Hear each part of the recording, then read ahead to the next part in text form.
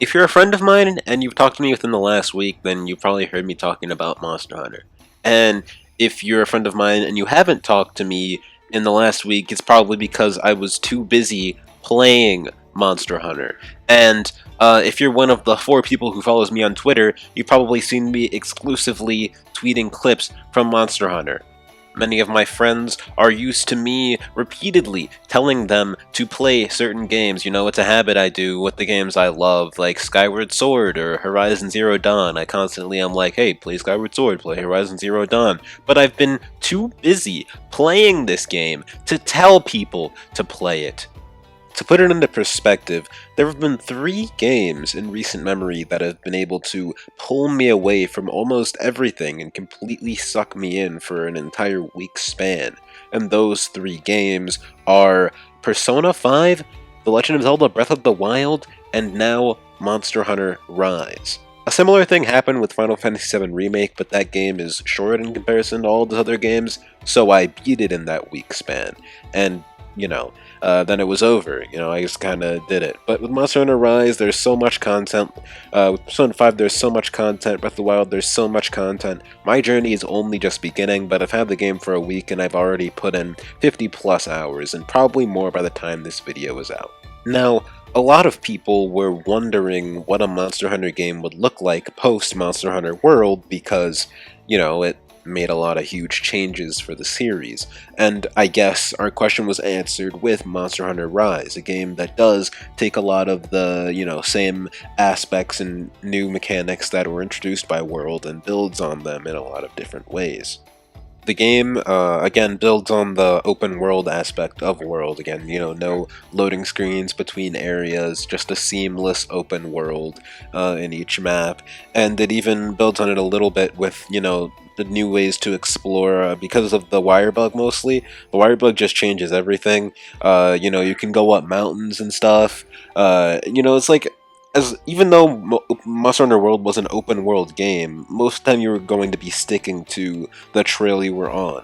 But with Monster Hunter Rise, if you really want to, you can just leap over a mountain to get to your target quicker, or whatever you're really feeling like. So it's a nice change, and I really like it. The Palamutes are another thing that are introduced in this game that sort of just boosts the whole emphasis on speed that this game seems to have. Getting into the fray as quickly as possible, leaving it as quickly as possible, making sure that the fights themselves are quick, with abilities like the Wirefall that let you sort of rebound after getting knocked down. It's just, they wanted this game to be as snappy as possible in and out of combat, and I really appreciate that. Wirebugs also allow you to use these new Silkbind attacks, which are special moves that each weapon has that use like a wirebug charge or two, depending on the strength of the move, and you can unlock switch skills for each weapon, and they allow you to change parts of the move sets, and that includes Silkbinds, but also just normal moves. And I've always loved how unique Monster Hunter weapons feel from one another, and this game just cranks it up to 11. Like, there are so many different ways to run each weapon, and it's really satisfying. And, of course, you can't have Monster Hunter without monsters, and the new monsters in this game are absolute 10 out of 10 awesome designs. The whole game is going for like a, traditional Japanese ninja aesthetic, so a lot of the new monsters in this game are based off of Japanese yokai, which is a pretty cool inspiration. But even if you're unaware of that, the designs themselves are just kind of cool. My personal favorite new monster in this game is Tetranodon. He's like a big, fat platypus wrestler that gets bigger and bigger the more over the course of the fight, the more he eats. And he, when he gets fat enough, he starts doing like sumo attacks. Like, he'll start do like a big stomp to the ground. He creates a fissure, and then he'll like lunge at you with its big belly and like try to crush you. And then he'll like eat you sometimes, and then he'll like punch you to the ground. He just does so much cool stuff. I really love this fight. I really love this monster, even if he is early game fodder that you're gonna beat in a few minutes. And as far as the returning monsters go, they really went out of their way to, pick monsters that are either like fast or really strong or both, just monsters that benefit from the new mechanics in the game or add to the, whole emphasis on speed that the game already has.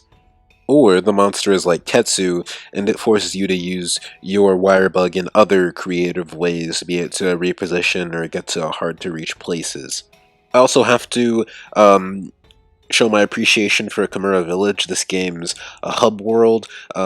It's a much better hub world than Astera. So much charm. Again, the heavy Japanese theming, but also it puts into perspective how overly large and convoluted Astera was in Monster Hunter World. Like, compared to Astera, everything is tight knit here, and everything is right where it needs to be, very simple, and it feels like a lived in village because, for the first time ever, characters have names and not just job titles, and you get a sense of what these characters are up to, so they really do feel like characters. It's the first time I've ever gotten attached to some of the characters in a Monster Hunter game.